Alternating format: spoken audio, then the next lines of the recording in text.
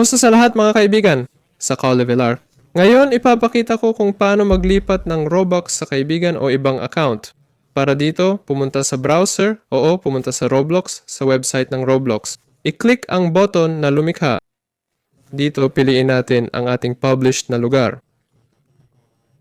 Kung wala, i-click ang lumikha ng lugar. I-click ang tatlong tuldok at i-click ang buksan sa bagong window. Kailangan nating gumawa ng pass dito. Isang pass. Meron na akong pass. I-click ang lumikha ng pass, pumili ng pangalan, at isang paglalarawan. Pagkatapos bumalik, i-click ang tatlong tuldok, buksan sa bagong window, at dito pwede mag-post ng benta. O kaya mga developer items. Halimbawa, gumawa ng developer item at isulat ang presyo dito.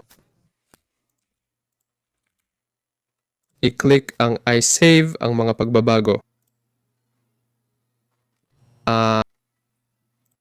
Para mag-light up ang mga dots na ito, kailangan i-click dito. I-click at nagawa na natin oo. Ngayon, babalik tayo sa Roblox. Para dito, i-click ang tingnan sa Roblox. Tapos, ipadala ang link sa kaibigan. Ayun. Hindi nagbukas. Sige, sabihin natin nagbukas na. I-click ang tindahan. Ito ang pass na ginawa natin. Ito ang tindahan at ito ang pass. Sabihin mo lang sa kaibigan o sa taong kailangan na bilhin niya ito. At yun lang. Kasama niyo si Velar. Paalam sa lahat.